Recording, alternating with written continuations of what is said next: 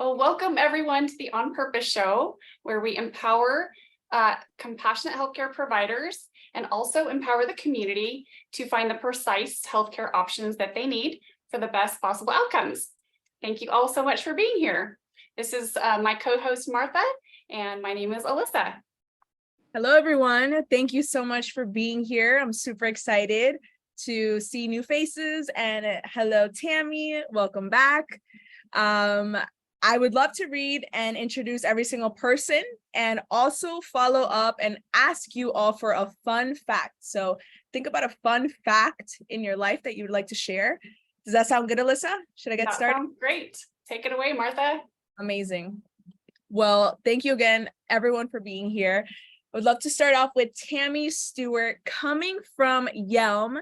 Tammi has a Bachelor of Science from Georgia College and State University, is certified athletic trainer, has a doctorate in physical therapy from the University of St. Augustine, and many other amazing and fascinating techniques and certifications. Tammi was a USA competitive swimmer and enjoys spending time outside with her 2 little girls, husband, and dog. Tammi founded her practice, PT2XL, by believing that physical therapy should focus on preventing injuries and maximizing athletic performance, such as targeted mobilization, stretching, and strengthening. Welcome again, Tammi. I would love for you to share a fun fact with the group. All right. Well, thank you for the intro. I recently learned that I can do a handstand off a dock into a lake, as egged on by my children on Tuesday. Wow, that's impressive. Way to go. I had zero confidence that was going to go well, but you know, when you're being taunted by small children, you have to at least try. That's awesome. That is super awesome. That's definitely a fun fact. Thank you for sharing, Tammi. Next, we have Barbara Tritz, coming from Edmonds. Barbara is the owner of Washington Oral Wellness in Kirkland and is a practicing orofacial myofunctional therapist, and also practices biological dental hygiene in the office of Green City Dental in Edmonds, Washington. She receives her accreditation. Am I saying that right too? All these words. Thank you so much. In biological dental hygiene from the International Academy of Oral Medicine and Toxicology, where she chairs the Biological Dental Hygiene Committee. Her passion for sharing information and educating on natural dental health protocols and addressing root causes of oral diseases led her to create a blog/website, queenofdentalhygiene.net. In her spare time, she enjoys paddleboarding, reading, and spending time with her family in the beautiful Pacific Northwest. Welcome, Barbara. I would love to hear your fun fact. My fun fact is that after 34 years, I have finally been to Whidbey Island, and it is absolutely beautiful. And it's like, what took me so long? So Washington State is just so much more beautiful than I realized. So that's my pearl of wisdom for this week. That's amazing. And how did you enjoy it? It sounds like you enjoyed it. It was beautiful. We rented an Airbnb right on the water, and I had a view of all the way to Canada, and it was just breathtaking. So all I wanted to do was sit there and look at the water. I bet. Good for you. That's awesome. Beautiful. I'm coming from the opposite side of the country, New Jersey, so I have no idea what you're talking about, but I love to visit. Well, then you have to come to Washington State, because it is breathtakingly beautiful. That's amazing. It sounds like it. Thank you so much, Barbara, for sharing that fun fact. Next, we have Shanna Rivera, coming from Jersey girl here, trying to pronounce this, Puyallup. Shanna is a certified thermographic technician and owner of Flowwell, with a performance of over 6,000 thermography screenings. Shanna scans patients in Washington, Florida, and South Carolina, and believes in the power of thermography for early detection and prevention of diseases, including cancer. She loves all outdoor activities and spending time with her growing family. Welcome, Shanna. Would love to hear your fun fact. Thanks, Martha. I would say a fun fact about me is that I love the beach, and in the summer I can't wait to get there so much that I still travel across the country and scan in Florida so that I can go to the beaches on the West Coast. And then this month, you mentioned the Airbnb, Barbara. We're going to an Airbnb in Westport that we've been going to every August because it's my birthday month for the past 4 years. And so it's just a gorgeous little house and super close to the beach, and it's always freezing there, but I still get to the beach and get my beach fill. So just love it. That's amazing, Shanna. I love Westport too. We have Yeah. our little cove that we call Camp Sahara there at the beach. Nice. So I am so happy that you're going to go get to enjoy that on your birthday month, which happy birthday. Thank Happy you. birthday. Thanks. Amazing. Thank you so much for sharing, Shanna. And course. last but not least, we have Nathan Todd coming from Lacey Olympia. Nathan Todd is a dedicated eye movement desensitization and reprocessing EMDR therapist who tailors unique pathways to healing, leveraging his academic foundation in clinical counseling and forensic psychology. Nathan finds inspiration outdoors, harmonizing with his holistic well-being principles. Amid these passions, Nathan cherishes creating memories with his family, which includes 2 vibrant daughters aged 7 and 4. Welcome, Nathan. What is your fun fact? Thanks, Martha. Fun fact. So I guess my fun fact is I was actually on the Judge Judy show as a key witness. This was some years ago, but it was, if anyone's interested, the episode is called Dog Eat Dog. And it was a situation, but it was quite the experience. Is it on YouTube? Can we go watch it, Nathan? Yeah, I've been trying to find it on YouTube. I haven't found it yet, but the search continues, and hopefully if people are interested, I'll try to find the link to it. So That sounds super fun. I love Judge We're all Judy. interested. yeah. That's a fun fact. Well, thank you, Nathan, for sharing that. Thank you all for sharing your fun fact. And before we get started, I would love to introduce our host.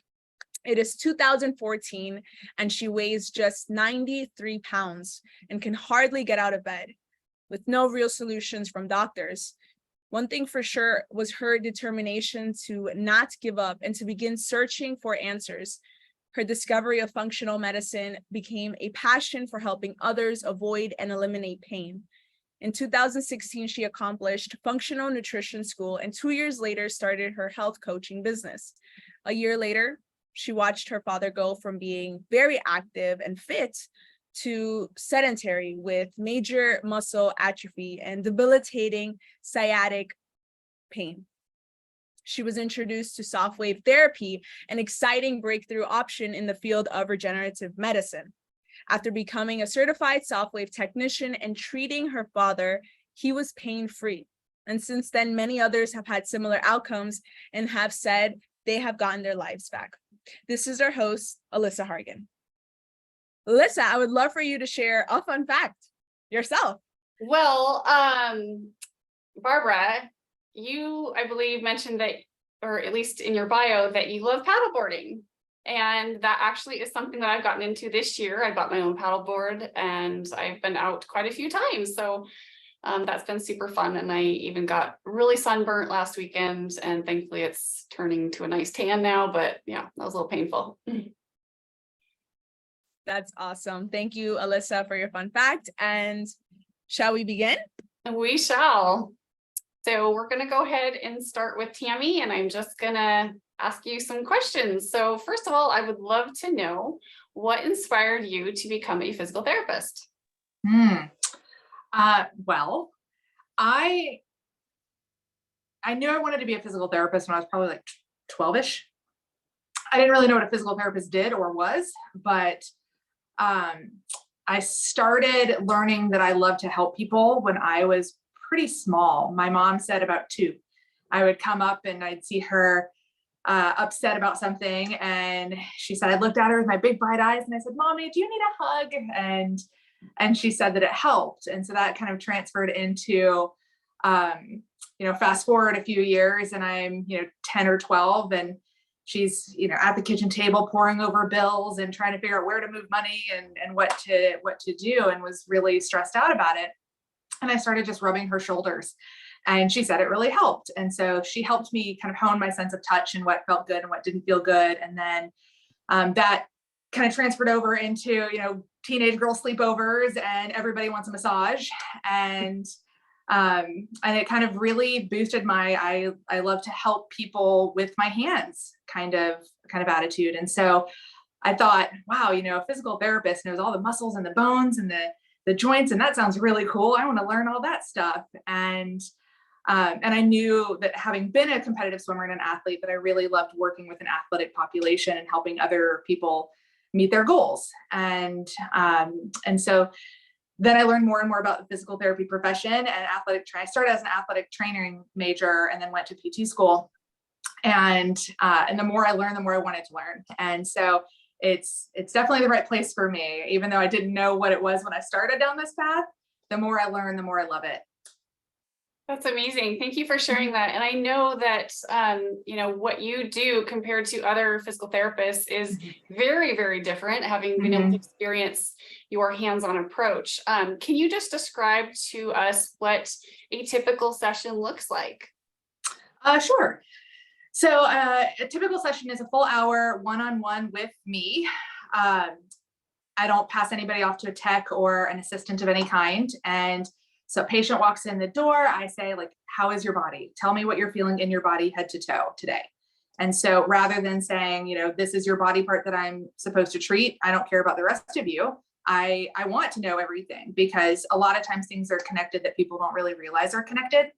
And so I say, what are they feeling? What's foremost in their, that's pulling their attention, foremost in their mind. And so I lay them down on the treatment table and I do a couple of tests of how are their hips moving? How are their shoulders moving? Does their neck position change how their hips are moving? And so I basically let their body tell me where to go first.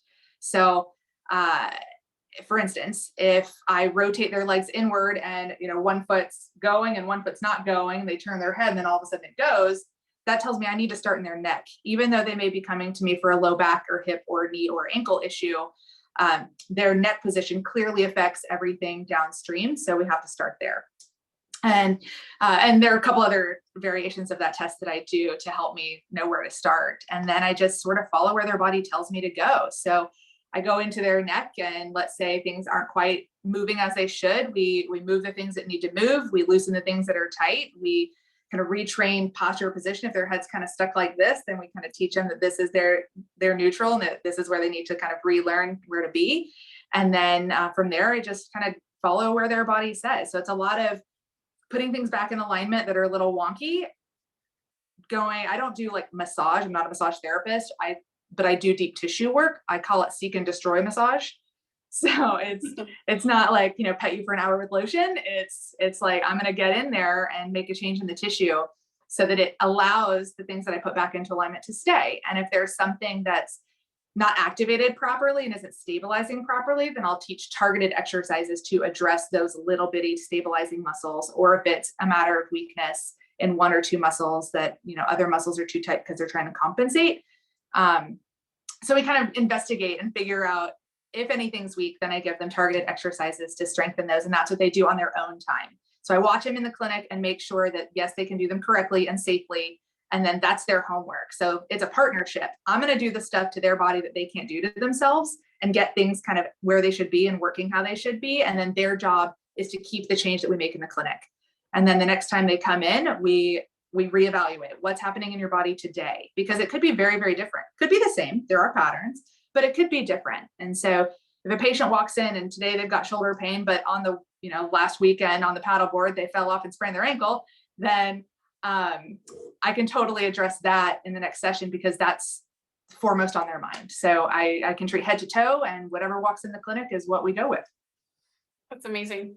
And I already, kind of feel like you've addressed this somewhat, but like in 30 seconds or a minute, if someone hadn't been to a physical therapist before, can you just describe what sets you apart from other physical therapists?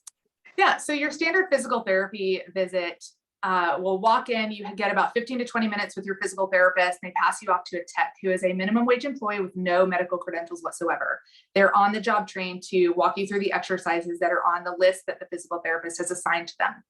So you may or may not get hands-on care at all. And then they pass you off to somebody who, in my opinion, has no business administering medical care. And then you're there for an hour. And at the end, they typically put like electrical stimulation and ice pack on you. And they're billing your insurance about $250 to $350 for that. Whereas with me, you get an hour one-on-one with me. My hands are on my patients. You get my undivided attention, and we're making changes in your body that then you can carry over rather than me just watching you do your exercises. That's really boring for me. That's awesome. I love it. Thank you so much, Tammi. Sure. Shanna, we have some questions for you. Are you ready? I'm ready. So what, along the same lines as we asked Tammi, what drove you to go into thermography? Well, I used to be a hotel accounting manager, and I did that for about 10 years, and I wanted a new career. So I sort of wished for a new career and wrote down everything I wanted. I didn't write thermography specifically, but I ended up getting hired on as the administrative director for Breast Thermography International. And I did that job for a couple years. And I also I was trained to be a technician as well, and learned how to be a trainer. And so within 2 years, I said, I want to do this on my own. I want to, run my own lab and see patients. And I've been doing that ever since 2012. Wow. So Yes. You just celebrated last year your 10-year anniversary doing that. I did. Yeah. I can't believe it. It's gone by so fast. Yeah, I bet. I totally hear you on that. So can you describe a little bit about what thermography does, what the purpose is, why someone would want to get thermography? Sure. It's infrared imaging of your body. So I have an infrared camera, and I take pictures of people naked, and I send these images to our team of interpreting doctors, and they compose a report for you. And they let you know what's unusually hot in the body or what's unusually cold. It's possible cancer detection that could save your life, and it's ideal for preventing future issues. And so I'm so excited to be on your show because, everybody on here is all about preventing future issues. And it's great to be able to get these connections and refer to one another, because thermography becomes the testimony that your work is working for the patient. From one scan to the next, you can see reduced inflammation, improved circulation, and that means somebody's heading towards optimal health when you see both. Absolutely. And can you describe, like the difference, and I know there's quite a bit of percentage difference between, say, if someone went to go get a mammogram, Yes. The accuracy on what they use when they detect cancer. Certainly. So mammography is 83% accurate, which means it's 17% wrong. And thermography is 97% accurate or sensitive, which means it's 3% wrong. So with both tests, there's room for error. So they shouldn't be standalone tests. And the FDA recommends that they are not. So thermography is considered an adjunctive screening with anatomical testing, and it's up to the patient doctor team. Usually that's the start, is an anatomical screening. That can be a mammogram, an ultrasound, or an MRI, up to the patient doctor team, which additional tests they get. Some of my patients are very holistic minded, and they call me, and the first words out of their mouth are, "Hello, I never want to get a mammogram again. Can I come see you instead?" Well, I have to say, it's, by the book, it's up to you and your doctor which test you get. There are other options, and I just explain the differences between the 3 anatomical tests if, they start out the conversation that way. And thank you for sharing that too. Can you tell me why someone might want, I know a lot of people are looking for alternative options other than mammograms or these other things such as MRIs. Why are people choosing thermography? So it's totally safe, 100% safe for the body. I scan kids. My son's the youngest patient I've ever scanned him at a couple months old, but normally they have to be like 3 to be able to pose for the camera. So ages like 3 to 96, at any age, you could benefit from knowing what's happening in your body thermographically. And with thermography, it's possible early detection and ideal for prevention. So you could see cancer in a thermography scan before it could ever be detected on an anatomical test, because a tumor has to be the size of a BB, before it's able to be seen within one of those imaging options, mammogram, ultrasound, or MRI. So if someone comes in for a thermography, they see some imbalances, know where they are, work with their physical therapist or their holistic hygienist, and they resolve these issues, they can potentially turn things around and never get a diagnosis that could have grown in their body. Yeah, that's amazing. I love that. And Me too. Yeah. It's so funny. Every time I have a practitioner on here, I'm like, sign me up. I know, right?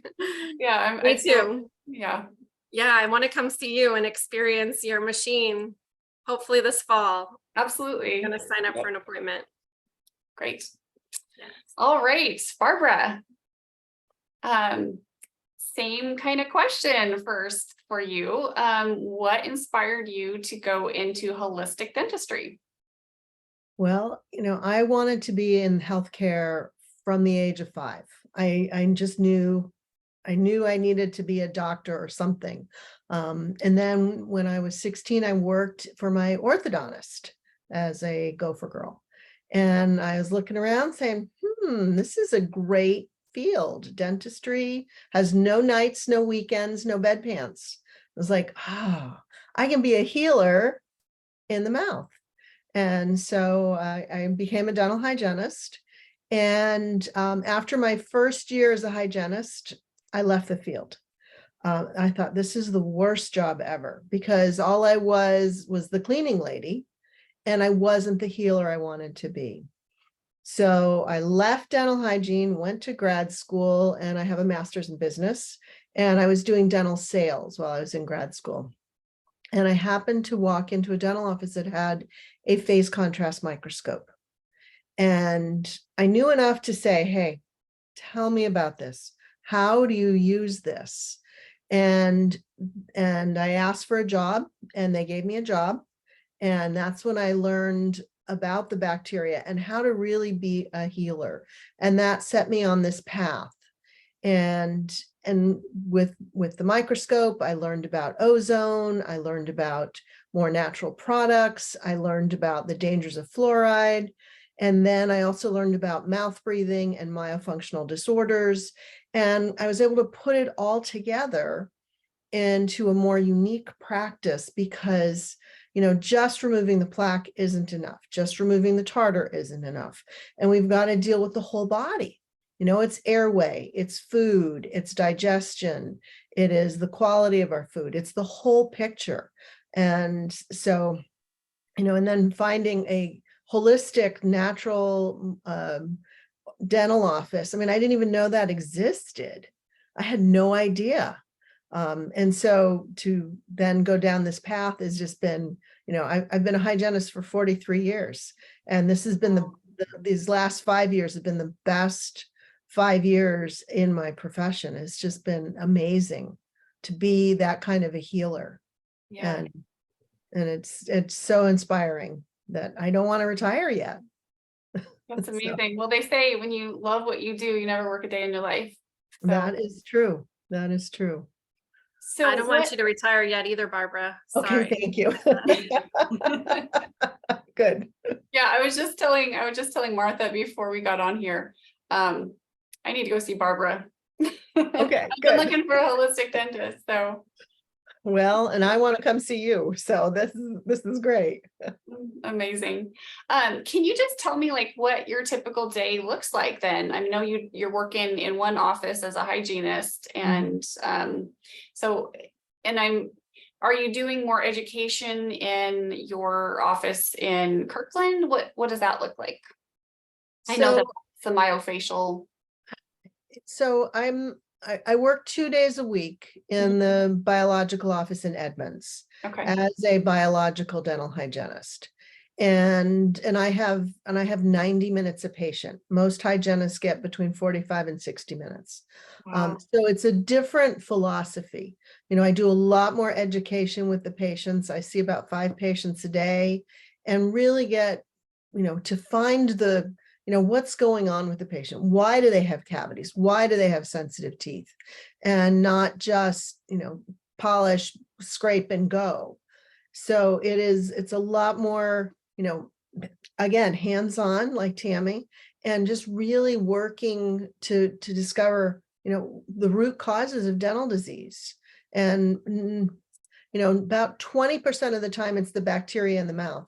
The other 80% of the time it is, you know, the breathing, the clenching, the sleep apnea, the, you know, grinding, the lack of nasal breathing. You know, so we've got to dig deeper because, you know, tooth decay is optional. You know, prehistoric man did not have tooth decay. So what are we doing wrong as a society?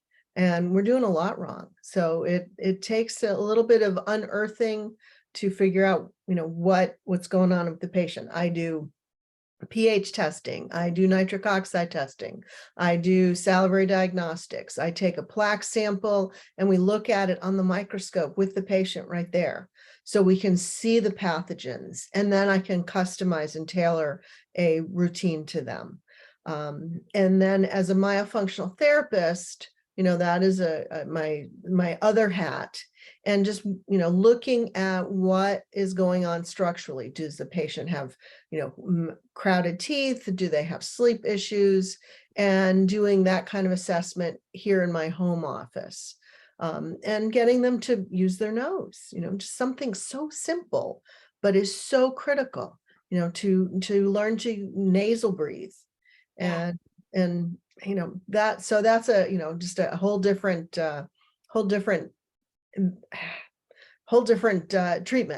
Exactly. But, Yeah. just as important. It's the other half of dentistry and the other half of health and wellness. You know, if we're not nasal breathing, we are not healthy.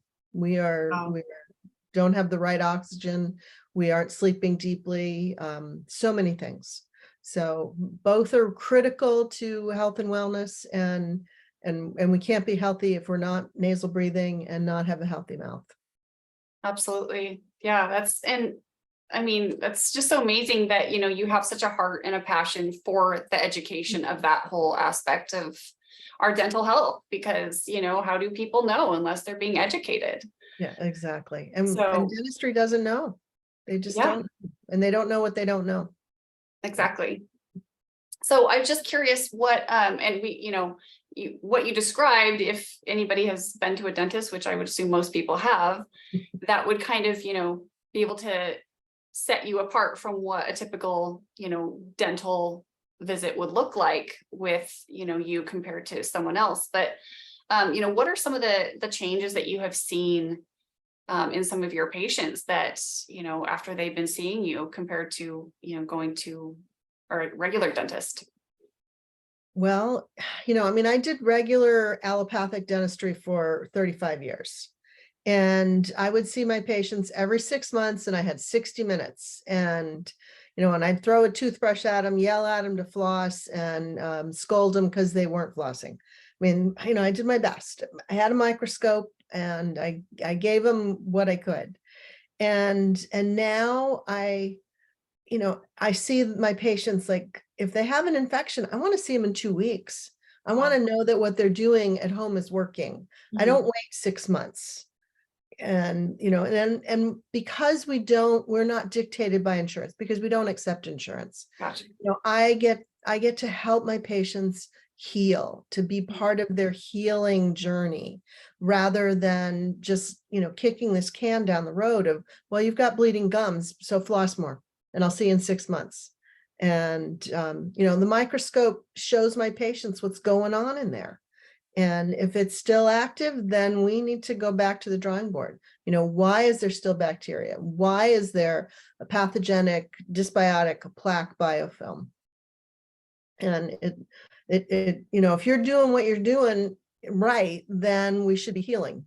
But if you're not, then we need to look at gut health, and we need to look at diet. We need to look at, leaky gut, and how are you absorbing your nutrients? So this is, again, it's a deeper dive than what your traditional office does. For sure. But I'm working on it. I'm trying to educate the hygiene profession as well. Are you? Yeah, I am. I'm doing public speaking, and I do writing on it. And so I'm hopeful that I'm opening up some eyes to what dental hygiene, we should be more of a health practitioner than just the cleaning lady and the oral janitor. Yeah, absolutely. Well, I hope you educate some hygienists and dentists here in Yelm, because that would be nice to have somebody local. Okay. Put that on a t-shirt, what you just said. Cleaning lady and a janitor. What, I don't know what you, cleaning lady and an oral janitor. That should be a t-shirt or something like that. I'm not just a oral janitor or cleaning lady. Yep, exactly. I will work on that one. Great. Thank you so much, Barbara. And last but not least, Nathan. Love to ask you some questions as well and hear about how you got your start in doing mental and would you call it psychotherapy? Is that the technical term? Am I saying that correctly? Because when I say therapy, there's psychotherapy is kind of the accepted term for any kind of counseling, as you go. I call it the deeper dive counseling, but it's funny that term, a lot of what I do and specialize in, they've kind of tried to rebrand as more brain therapy, because we're not doing the traditional talk therapy approach. So it is a little bit different, but for all intents and purposes, psychotherapy works. So what if you could choose your terminology, what would you prefer? I mean, I think brain therapy is really a good way to conceptualize what's happening, in the sessions, especially because we are asking people to kind of turn on their brain, turn on some memory networks that have maybe been dormant for a while, and then that's how all the healing happens. It's not. I'm basically just the facilitator of it. So it's a very interesting thing. It's not necessarily new. It's been around for some time, but it's definitely taken a foothold now with everything that's been going on in the world. And yeah. Well, thank you. And so tell us about how you got started in doing therapy. Yeah. I was pretty much kind of like a jack of all trades for a long time, just taking any kind of odd job that I had. I started as a barista in Seattle, which is very cliche, coffee in Seattle. Worked with my dad for a while doing cooking, catering, kind of developing all these different skills. And the one thing I really had in common, or the commonality between them rather, was that they were working with people. Mm-hmm. We moved a while back to Minnesota, me and my family, and I was working as a PCA, as a personal care. I never remember if it's attendant or assistant, but basically working with a family and their son who had Down syndrome. And I remember thinking, what's he thinking?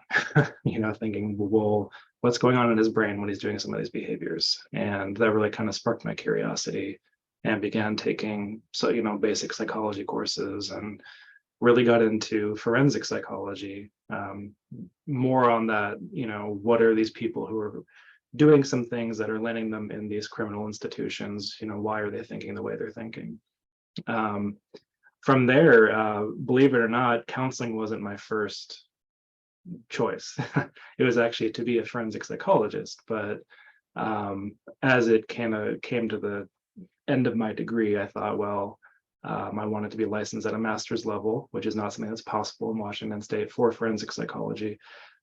So I took the internship for counseling and found out that I really had a desire to help people, especially people experiencing, various degrees of trauma. The amount of, rewarding things that occur in sessions, outside of sessions as well, small victories, just working with people and seeing the difference over time really made me want to do more. And then, of course, I knew about EMDR. So as soon as I graduated, took the class as soon as I could. And, the rest is history. That's kind of my primary focus now. Well, thank you for sharing that. So tell us about EDMR. Is it EDMR? Is that right? Okay. Yeah, EMDR. I've heard it all. I've heard EDMR. I've heard ERMD. I've heard, if you say the I E, can't get those four yeah. letters straight. if I hear the E, I know what you're talking about. Okay. Yeah, EMDR, eye movement desensitization and reprocessing. So it's been around since around 1986, is when it was first discovered by Dr. Francine Shapiro. And really what we're doing is trying to activate a adaptive memory network, right, and a dysfunctional memory network, and pair them together in a way that the adaptive network can kind of take over and heal. So it's done through eye movements where we're simulating rapid eye movement sleep. So for those that are not aware of this information, during rapid eye movement sleep is when we consolidate information from the day, right? Your brain throws out the information it doesn't need and keeps all the important bits. So EMDR uses something called an adaptive information processing model.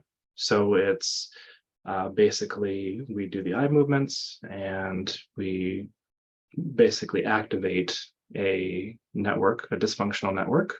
And as we're processing and simulating REM sleep, more positive adaptive information is linked to these negative cognitions, negative sensations, emotions, all that. And over time, throughout the course of a session, or two or three, you start to feel a bit better about it. And what's happening is your brain is saying, well, wait a minute, this is all the good bits that I know are true. And why can't it be true for all this bad stuff too? And, it's kind of like taking a bad experience and putting it over on like a bookshelf to look at it when you want to, but it's no longer a part of you. It's no longer giving you those triggers, no longer traumatizing you in the same way. That's beautiful. I love that. I obviously know that there's many people that go to therapy for years and years and years and never feel like they're gaining any traction or, they're getting any better as far as how the trauma is affecting them. So to have something like this that would, essentially take the memory and pull out all the negative energy associated with it is pretty fascinating and incredible and definitely needed. Can you describe, I know you kind of already did that already, but, and I'm thinking two thoughts here, describe what a typical session looks like, but also, if someone's never been to therapy and wouldn't even know what to compare a typical therapy session with what you do. Yeah, absolutely. So maybe it's helpful if I describe like what a typical therapy session is. Yeah. So cognitive behavior therapy is kind of the go-to for therapy, has been for some time. It has the most amount of research and evidence-based practices. And there are several offshoots from that. There's cognitive behavior for anxiety, depression, trauma-focused, everything under the sun. So typically for those therapy sessions, what happens is you'll come in and your therapist will provide you with some kind of session structure, which you agree upon, saying maybe we can talk about these things for this amount of time, and then here's this, and et cetera, et cetera. Once that's done, the client will discuss the issue. The therapist will listen as they do a lot of reflection, a lot of validation. It's making you feel like you're safe in that environment to express what you need to express. From there, because it's an evidence-based practice, they use a lot of scales like, scale of 1 to 10, how much is this kind of, producing an amount of distress, or, there's lots of different techniques. So I can't say specifically how each session goes, but the gist of it is that they're there to listen. They're there to provide some kind of objective feedback and also give you some home practice, right? Say, hey, if you have social anxiety, for instance, maybe it's practicing in front of a mirror, what you would say in these different situations.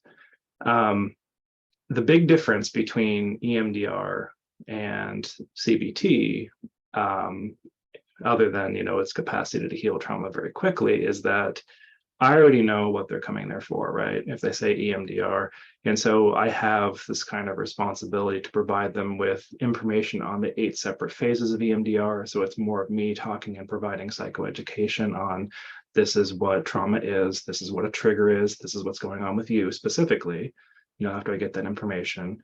So it's very brief screening, just saying what brings you in today in terms of trauma, not so much what brings you in today in terms of, whatever else is going on in your life.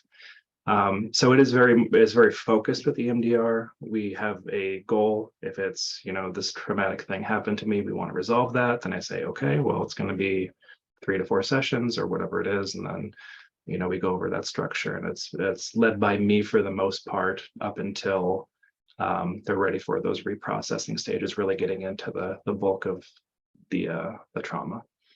There is still, flexibility within those sessions to talk about other things that happened recently, but really it's to the best interest of the client to stay on that track of, okay, I know I'm here for trauma. It's not going to be easy, but I'm there with you the whole way. I'm here to lead you through it. And then I have all my little gadgets that I use for light bars and sound bilateral stimulation, things like that. So That's so fascinating to me. I love it. So what I know just from talking to you in person that typically when people have their traumas resolved with you, they're done and you may never see them again, which is amazing. That's what our goal is to really get people healthy. So on average, how many sessions is it? Obviously, I would assume varies depending on the severity of a trauma and, all things that entail that. But what does that typically look like for people when they start with you as, goals that they would set or you would set? Yeah, so it really does depend on the severity of the trauma, how their brain is able to link adaptive information, and also if it's categorized as complex PTSD or simple PTSD. The big difference really right now with complex is that it's more of a recurrent trauma, chronic, things that happened in your childhood that are maybe emotional abuse. Sometimes it's sexual abuse, physical abuse, but it's repeated. It's not just a single event. Typically, we start to see improvement in the first session. We're actually reprocessing. So, the fastest I've ever had someone resolve something was 1 session. The longest is still kind of open. I think we're on 12 or 13, but that's more of diving into these different and separate networks that are not necessarily on the same thing we're working on. So I think on average for improvement to start, it's typically about 3 sessions for everything to be completely resolved. It could be as quick as 12, but with those that are really difficult and more complex, it can take a bit longer. And when I say active reprocessing, I should clarify that maybe. The first session, we're not going to do the diving into, what's the first and worst thing that ever happened to you. It's more of getting to know you a bit more, knowing how you respond internally to things. What are your support systems? How are you able to engage in session, out of session? It's a constant variable, but really the first is just information. Second session is more building resources, positive experiences, positive internal cues, things like that. And then the third session is when we jump into the reprocessing. That's amazing. Well, obviously, even with that, where you said the longest is on their 12th or so visit, that's still much shorter than what I'm hearing many people are still doing. And, they're on their 574th session. So it's pretty amazing and pretty dramatic. Yeah, it's very powerful. With narrative therapies and trauma therapies that are based in cognitive behavior therapy or CBT, sometimes those take 6 months to a year to start to show improvement, and it's more of the gradual desensitization through just talking about it the whole time. With EMDR, my personal success is helping someone overcome about 20 years of trauma in one session. So yeah, we start to see improvements in one session. Typically, it doesn't go longer than 12 from my experience. I know it can go a bit longer, but for those isolated memories, it moves pretty quick. Amazing. That's incredible. Well, I'm so excited to know where you are and what you do, and have, you join this trusted group of people I have on my list to refer to when I come across someone that needs that kind of service. So thank you so much for sharing that. It's definitely very, very needed in our world, especially I feel like, well, and studies are showing, the last 3 years have mental health has definitely become a crisis in our country. So thank you for what you're doing. Now I would just like to go around to each one of you and find out, what your ideal client looks like, who you prefer to treat, if there is a niche that you really love to work with. And we'll start with you again, Tammi. Sure. So I love the person, like most of us, who wants to be healthy and active. I'm looking for people who are ready to make a change. I have a personal passion to work with active people. So that's not necessarily just your high school athletes, which, I have some of those. And I even have, I have had as young as 7-year-old gymnasts that I've worked with, which is super fun getting them, back to doing all the things. But I also have a large CrossFit population, because these are active adults anywhere from 20 to mid 70s who are asking a lot of their bodies. And if I compare the body to a car, so a car fresh off the lot doesn't need a whole lot of maintenance, but a 1969 Chevy, whatever, needs a lot of maintenance to keep it running well. And is it ever going to run like it was fresh off the lot? No, but is it going to be running smoothly and be like really beautifully classic? Sure. And that's where I see my role, is to help the people who want to stay doing what they're doing or get back to doing what they haven't been doing because of pain or restriction or etc. So the healthy, active human is what, or the person striving to be said healthy, active human. There are people I really love to work with. And we are actually, so we're out of network with all insurances, so that we can treat that head to toe way. But after some research, and actually Alyssa, you sparked this research, I am going to start taking PIP, so personal injury protection. So for people who have experienced car accidents and want to utilize that insurance, because they are the one insurance that I have discovered does not dictate how you treat. So I'm willing to do that. And they also don't dictate what they reimburse you. So they pay you what you ask for. And so it seems like a win-win. And so I'm kind of opening the door to not just people who are trying to be active, but also people who have suffered from car accidents. Awesome. That's exciting, Tammi. Thank you. Shanna, I know obviously it's not like you would have probably an ideal person, because you're trying to help everybody. And if people want to have an idea of what's going on in their body and what the inflammation looks like, or possible, cancer detection, but, what are your thoughts on, on your ideal client? I do have an ideal client, and it's very similar to Tammy's answer, and that, somebody who's doing good and they want to be excellent.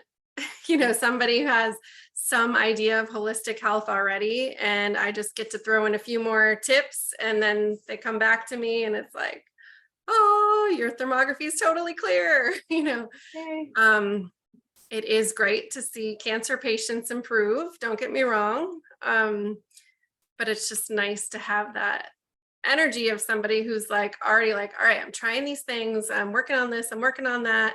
What else do I need to do? Mhm. And then we help discover what that is through thermography.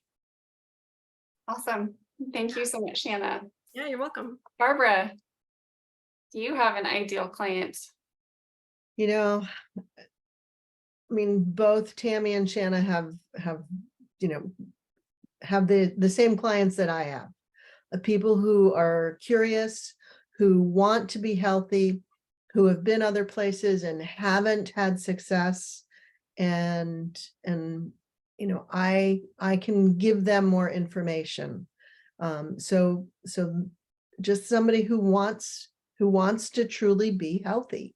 And that is such a special commodity. I mean, we don't value health in this society.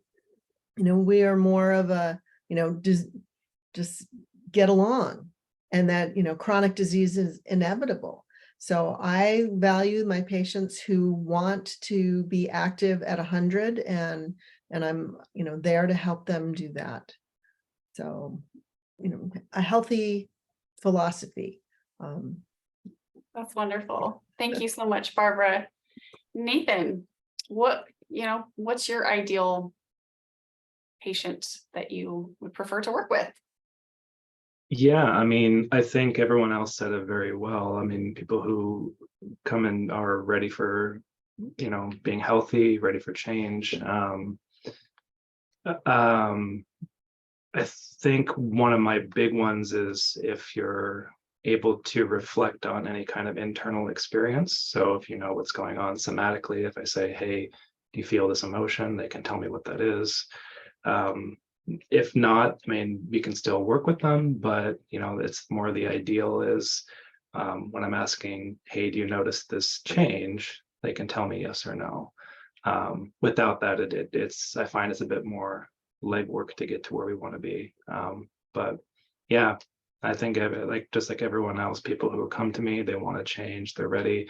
Maybe years of unsuccessful therapy, you know.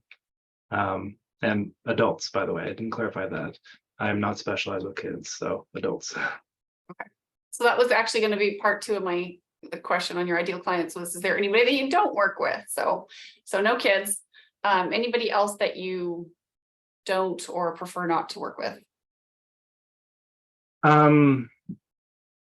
Not really. I think I have a pretty good understanding of, I mean, I consider myself more eclectic, so I just kind of work with whichever adult comes to me and wants to change. I'm also certified in different kinds of psychosis therapy too, so I can really work with pretty much everybody.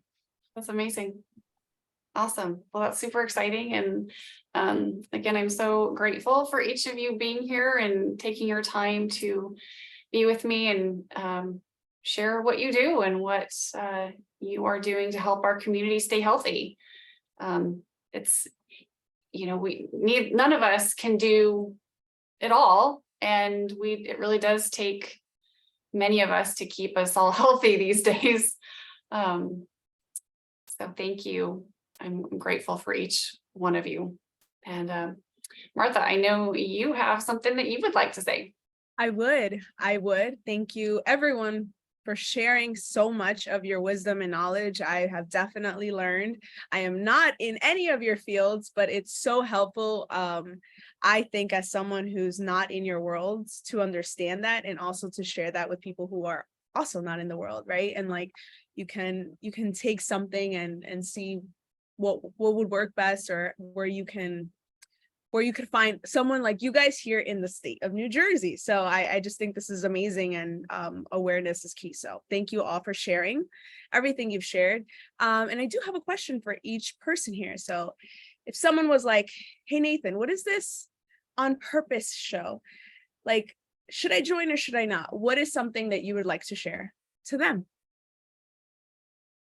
Oh, put me on the spot.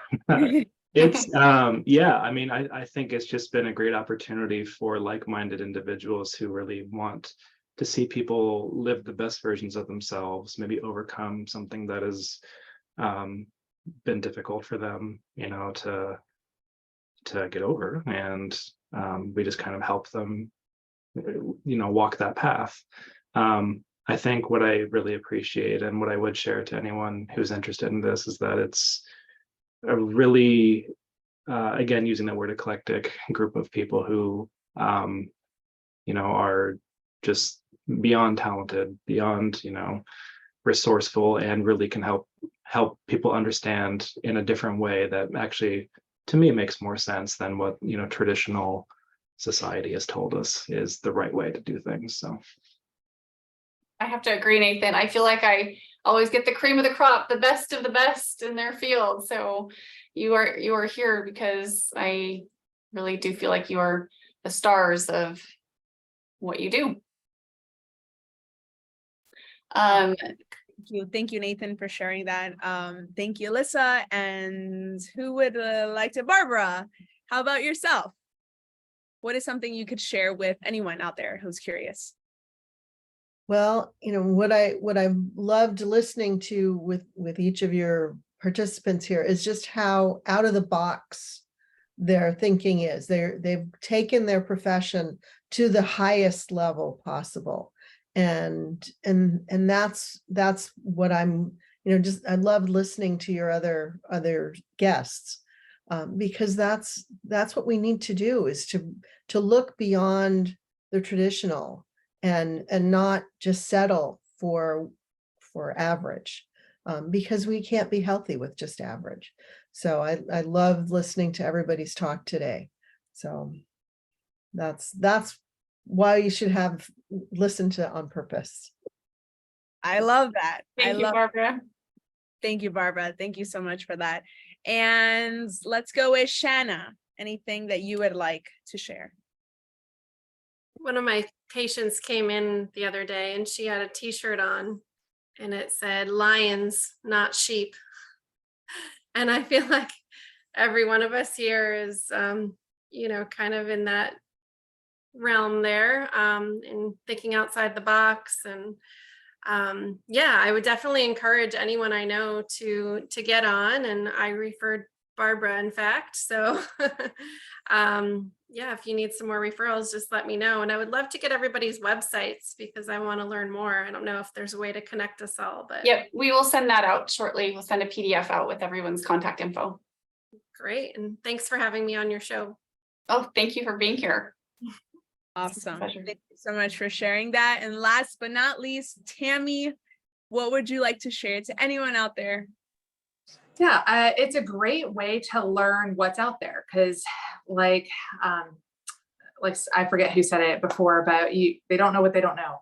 And so, for instance, I didn't know a thing about what Shanna and Barbara do until this episode, which is, I knew what Nathan does because I actually invited him to this. So our kids play soccer together.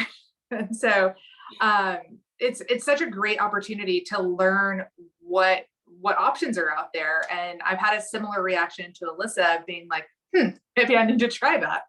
And also with Barbara talking about like oral health with gut health, I do a lot of like visceral mobilization and getting like the muscle of the gut and organs to move correctly and appropriately. And so I treat a lot of patients with gut issues because it correlates with neck issues and low back issues. And but I had not really put that together with like oral health issues. So it's really cool to be able to make those clinical connections and to say like, hey, maybe it's not just food sensitivities or, the inflammatory agents that you're putting in your body. Like maybe we have a bacterial issue in your face. So, it's really great to put those things together.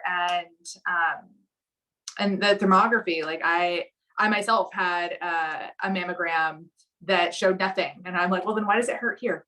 And they were just like, I don't know, sometimes breast tissue hurts. I'm like, all right, I guess that's an answer or not an answer. And so now I know that exists. And so I might be reaching out. So it's cool for myself and for my patients because, knowledge is key and we can't refer to the right people if we don't know they exist. Absolutely.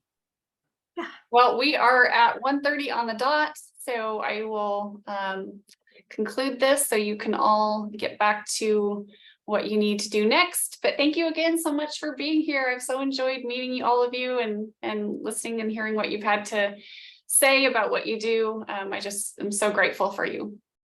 Yes, thank you so much, everyone, for being here. I hope you have a beautiful rest of your day. And yeah, we'll see you next time. Yep. And watch your inboxes for that PDF. Awesome. Bye. Bye, everyone. everyone. Have a great day.